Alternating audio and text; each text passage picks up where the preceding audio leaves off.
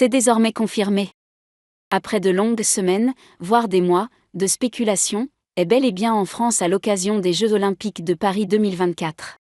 Selon les informations rapportées par RTL, l'avion privé de la célèbre chanteuse, un bombardier BD 7 scènes affrété par la compagnie Vistajet, s'est posé à l'aéroport de Paris-Le Bourget à 11h11 ce mardi 23 juillet.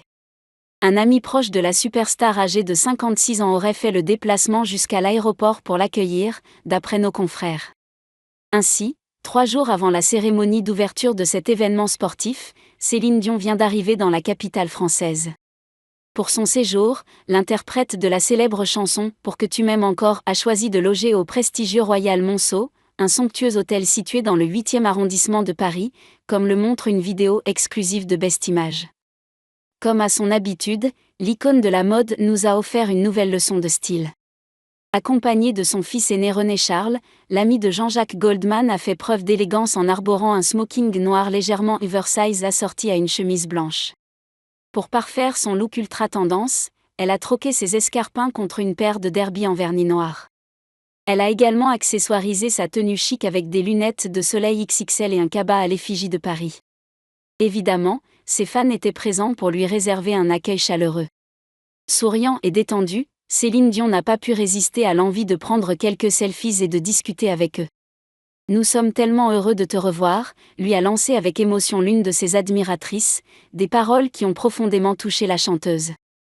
Après avoir attendu avec impatience de retrouver son public français, Céline Dion voit finalement son souhait se réaliser après une absence de 3 ans. Si son retour en France ravive les rumeurs concernant sa participation au concert des Jeux Olympiques, cette information reste à confirmer. Bien qu'elle semble en forme pour voyager, malgré sa maladie de l'homme raide, il demeure incertain qu'elle puisse se produire sur scène. Il est important de rappeler que Céline Dion n'a pas donné de concert depuis le début de l'année 2020, ce qui représente une éternité pour elle. Cependant, tous les espoirs sont permis, car RTL a révélé qu'elle aurait un rendez-vous d'essayage dans l'après-midi avec la maison de couture Dior. Selon nos confrères, la diva devrait interpréter l'hymne à l'amour d'Édith Piaf, la chanson française par excellence, devant des milliers de spectateurs présents sur place et des millions de téléspectateurs.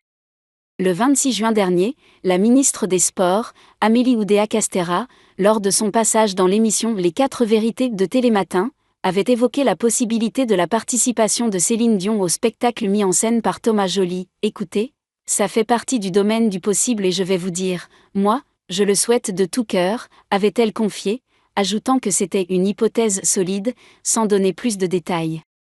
Espérons que la ministre ait tenu parole et réussi à convaincre la diva québécoise.